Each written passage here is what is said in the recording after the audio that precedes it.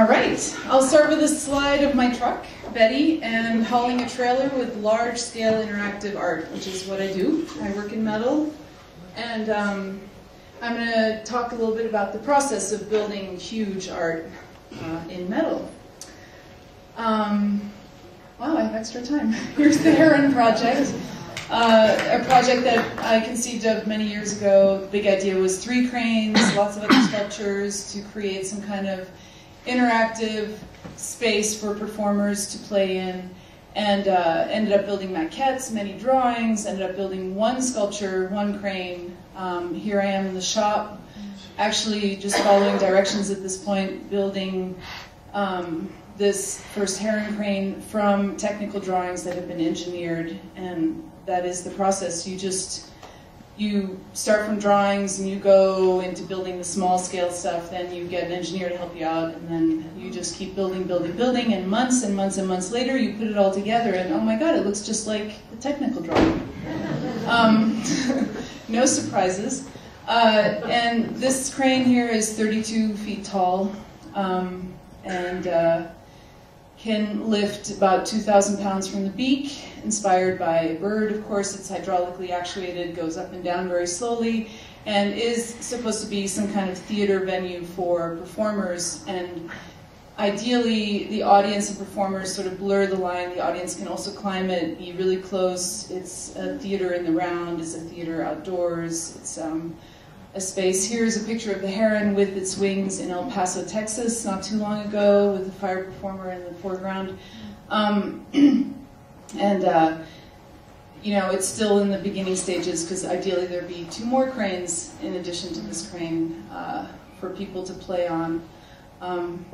Here are 2 more pictures of aerialists working on the crane with, of course, the sky as their ceiling, which is a huge luxury, to be able to just hang out in nowhere and look up at the stars. That's a pretty cool thing. And then at Burning Man, of course, it was partially funded by Burning Man, decided to add wings and then fire. A friend in special effects down in Santa Fe helped me out here, and we had huge fire to draw attention to the crane itself.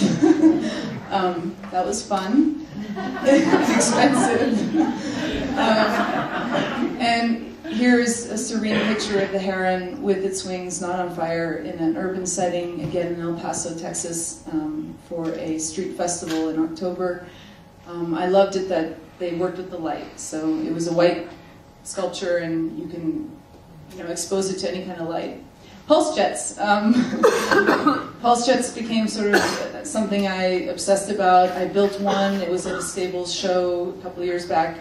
Really loud little jet engine with no moving parts, and looks like an instrument, makes a lot of noise. And I thought, wow, that's a cool thing. What if I made 5 of them and put them within a cage for safety?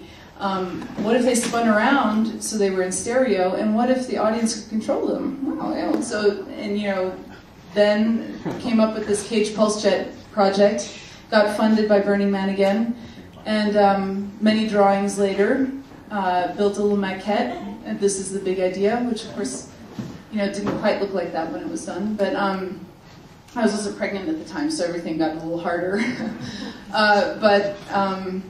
It's a pretty cool sculpture. Huge bird cage, ended up being much bigger. The scale is not correct.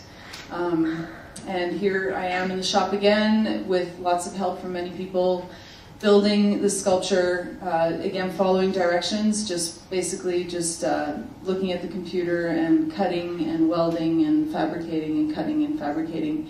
Pulse jets on the bottom left there were built by a pulse jet expert, and here I am testing it for the first time on the Mesa, and on the right you see a picture of the console, which is the control station, the interface between the audience and the sculpture itself, with ear protection, of course, because the pulse jets are quite loud.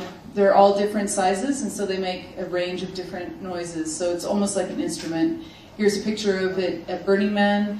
You can see the pulse jet spinning, and the people in the background in the console actually operating a pulse jet each. And loud, but not as loud as I had hoped.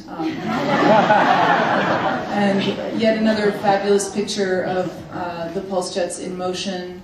Again, they're spinning so fast, and the more fuel you put in there, the faster and more obnoxious they get. And I'm going to end with a video that was made and edited by a friend of mine, Wendy Shui, and it will show you what it sounds like. Or it will, yeah, show you what it sounds like. So, this is the pulse jet cage at Burning Man.